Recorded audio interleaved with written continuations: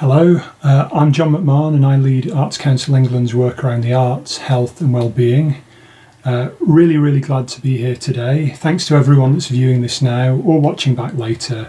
I hope that this finds you, your family, friends, colleagues all well at this very difficult and unsettling time. Many thanks to Alex and colleagues for inviting me to take part in today's Performance for Care virtual symposium. In particular, I know that we may have some colleagues from nursing taking part. I want to really offer my very deepest thanks for all that you and your profession as a whole is contributing to the country in this moment of national crisis, really. I'm sorry that we're not able to all be here together in person to discuss these really interesting issues at hand today.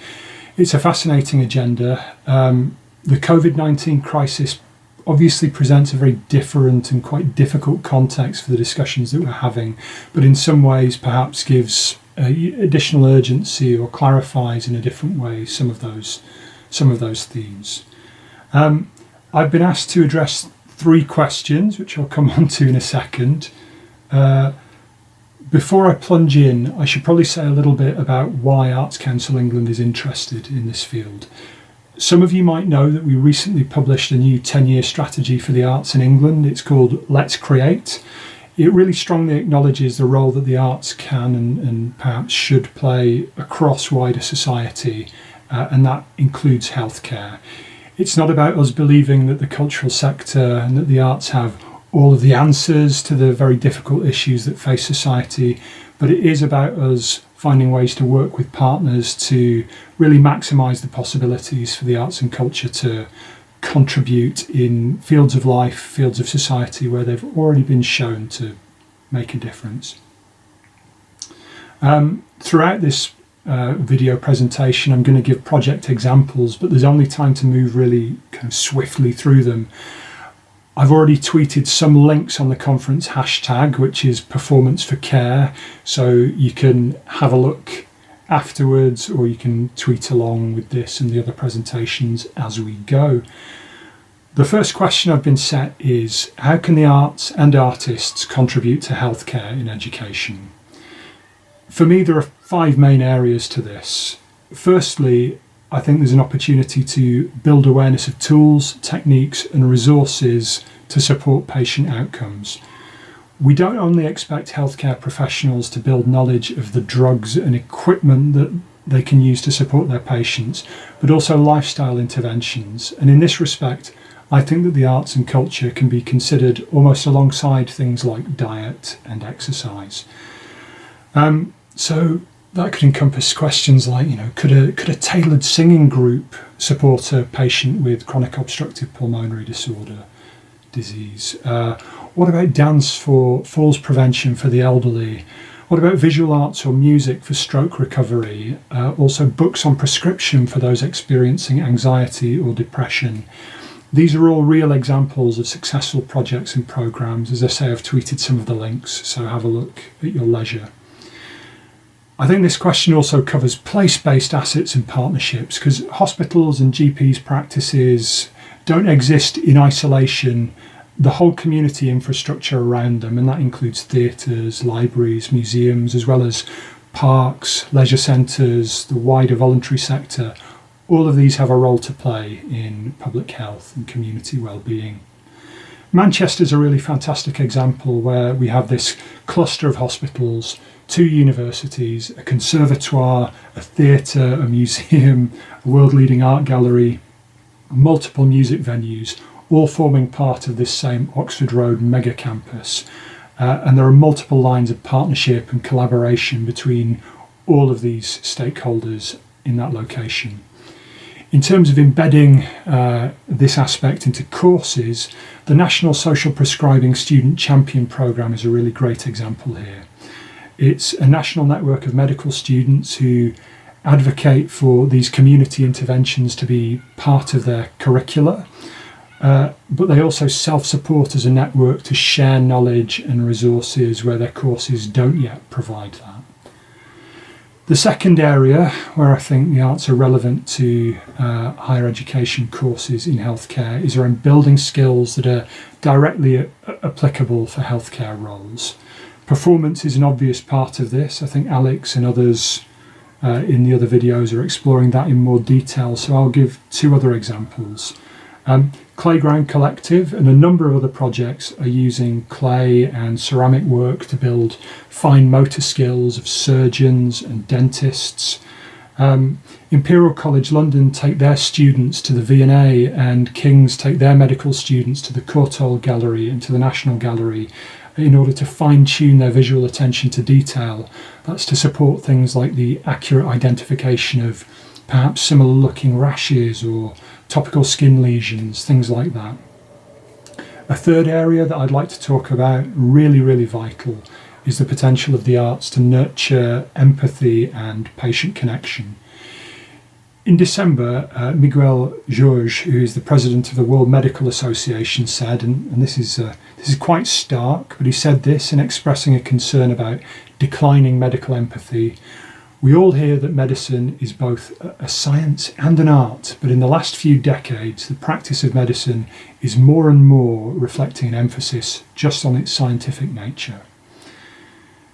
A 2018 US study with 5 medical schools found that students that made more time for the arts and culture in social and hobby time exhibited greater empathy in their practice and in their relationship with their patients. It's a really powerful finding to me. There's a number of courses that already explore this aspect, with performance, again, a really kind of relevant aspect of building empathy. And I think that both Susie and Kat are going to talk about those a little bit further. Also relating to empathy, but this sort of fourth strand, how can the arts present tools for self-care for medical professionals? This isn't just about increasing resilience so that people can better cope with already unreasonable workloads. It's also quite sort of heavy, intense to contemplate this aspect in the face of the very real hardships already being faced by clinical staff in dealing with the unprecedented pressures arising from COVID-19. However, I know from discussions already that hospital arts managers are planning very deeply, including through their National Practice Advisory Group, for how they can support fellow staff at this difficult moment, not only individually, but in terms of supporting the bonds of care and solidarity for each other. Last year, I heard a really great example from University Hospitals Derby, where an organisation called Opus Music go in weekly onto the paediatric ward to make music with both patients and staff. And they're consistently finding that nurses are describing it as the best or the most nourishing or the most important few hours or the most important morning of their whole week at work. My final point about embedding the arts in health courses is around research and innovation. The Crafts Council's Parallel Practices programme brokered partnerships between craft makers and medical researchers.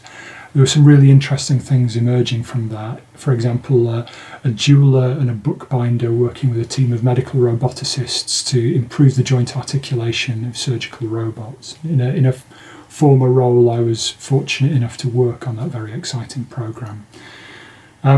More recently, Professor Roger Kneebone and a lacemaker called Fleur Oakes, who has the really interesting role of being lacemaker in residence in the vascular surgery unit at Imperial College London. They've co-designed a sort of fabric cadaver which helps trainee surgeons heighten both their touch skills and their emotional sensitivity in their work. The second question that Alex has set me is, what's the main challenge to inclusion of the arts in these types of courses? I think it's probably clear to all of us that curriculum pressures are quite key here. Healthcare, in whichever discipline, obviously entails a really huge knowledge base that has to be accommodated. There's a really wide range of quality and safeguarding responsibilities, and there's also a constant evolution because it's a sort of science and innovation led field, and there's always new things that are ripe for inclusion in courses. Perhaps sometimes we also see maybe a slight lack of awareness or appreciation or confidence in how this area is addressed, maybe from course leaders and others. Another thing that comes up regularly is the, I think, understandable but present kind of segmentation that can arise between personal experiences and professional responsibilities. In terms of ways to address this, I think it can be really powerful to tap into the interest and knowledge of students and senior staff. I took part last year in a pilot Health Education England sort of inset day for how trainee and newly qualified GPs engage with the arts and use the arts in their practice. That kicked off right at the beginning by asking these young doctors in small groups at their tables, what do you do for your own well-being? It was really striking that the arts and creativity emerged really strongly through that exercise, alongside things like sport and nature. But many of these young doctors had never really thought of their own habits of self-care in relation to the needs of their patients. It was a really powerful exercise, and I think that's something that we can address much more widely. Other solutions, as we run out of time, just looking at the clock, it's really important to build an overview of what arts-related courses and modules already exist right across nursing, medicine, dentistry, midwifery, and the wider healthcare disciplines. That would allow us to highlight and proliferate good practice and, if we can, also to begin to convert what might be experimental or optional modules into core ones on these courses.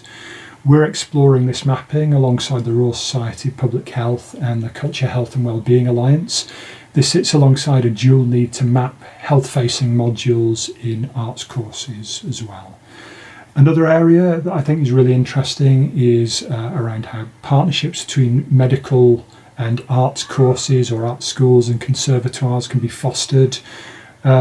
Could we have students learning together on shared interdisciplinary projects that foster both innovation and also build mutual respect and understanding?